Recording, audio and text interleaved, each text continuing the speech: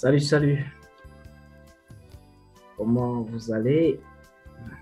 Moi, je vais bien. Moi, je vais bien. Alors, bienvenue à cette séance de la comptabilité analytique. Voilà. Suite au cours que nous avons eu à faire. Il serait quand même intéressant d'aborder quelques applications, histoire de voir de manière pratique comment est-ce que on peut établir, par exemple, le tableau de centre d'analyse, on peut faire la fiche de stock, on peut calculer le coût de production. Donc, autant de tableaux que parfois on se demande comment exploiter les données lors d'un devoir ou bien même dans le milieu professionnel, c'est assez important. Bien. Contenu de la séance. Alors, en petit 1, nous allons voir le tableau de centre d'analyse avec la répartition primaire et nous allons terminer ce tableau de centre d'analyse avec la répartition secondaire au petit 2. Ensuite, nous allons enchaîner avec le coût d'achat et la fiche de stock des matières premières. Nous allons également voir les autres méthodes d'évaluation de stock. Oui, bien sûr, ici, quand on dit les autres méthodes d'évaluation de stock, parce qu'en fait, au niveau du petit 3, nous allons voir une méthode d'évaluation de stock. Au petit 5, nous allons aborder le coût de production et la fiche de stock des produits finis. Et enfin, nous allons bien sûr solder cette séance de TD avec le calcul du résultat analytique.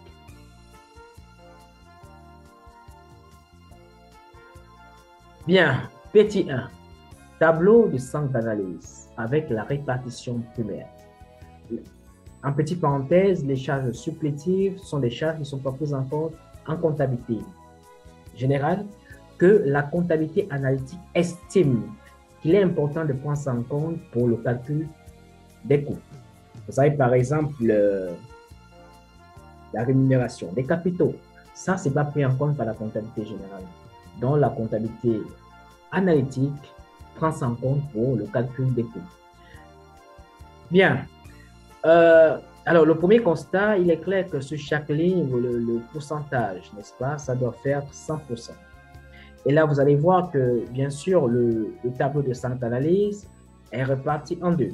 Alors, comme vous pouvez le constater, nous avons un côté section auxiliaire et de l'autre côté, nous avons section principale.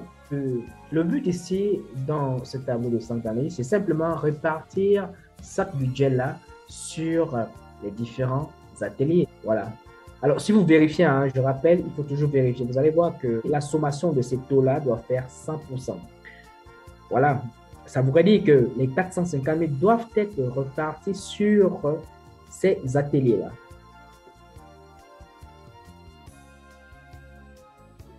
Bien. Alors, on a enlevé les taux, on a simplement réparti chaque budget sur chaque atelier. Alors, si vous faites la sommation de ces montants-là, vous allez voir que ça donne bien et belle 450 000. Vous faites la sommation de cette ligne-là, vous allez voir que ça donne 200 000. On peut même vérifier. Ici, c'est facile à vérifier. Vous voyez, ici, il y a 160 000. Alors, 160 000 plus 20 000, ça fait 180 000, plus 20 000, ça fait 200 000. Bien sûr que c'est vérifié. Ensuite, on fait seulement le total sur chaque colonne et puis, bien évidemment, nous avons les totaux qui sont ici.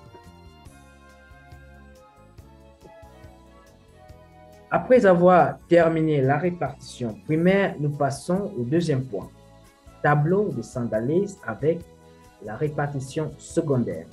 Ce qui est intéressant ici, déjà, il faut dire que nous avons affaire à des prestations réciproques. Vous voyez, nous avons l'atelier administration et l'atelier entretien. Vous voyez, ce sont des prestations réciproques. Eh bien, le travail qui sera d'abord fait ici avant d'affronter le tableau de centre d'analyse proprement dit, c'est de traiter ces prestations réciproques. On va devoir les traiter. Vous voyez, les prestations réciproques sont souvent assez complexes parce que Il s'agit de déterminer ces montants-là. Ici, ouais. Alors qu'est-ce que ça veut dire? Il est quand même important que l'on explique. Alors, administration, ouais, donne 15% à l'atelier entretien. L'atelier entretien donne 20% à l'atelier administration. Mais ici, ce ne sont que des taux. Ça voudrait dire qu'ici, là où il y a des vides, là, nous devons trouver des montants. Et ces montants vont apparaître ici de manière négative. De toute façon, après cette page, nous allons voir ensemble comment est-ce qu'on traite des prestations réciproques. Mais dans ce tableau, le but est de faire disparaître la section auxiliaire pour l'intégrer dans la section principale.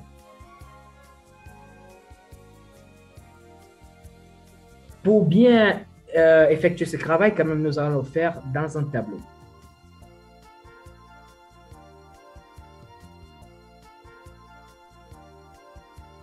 Prestations réciproques.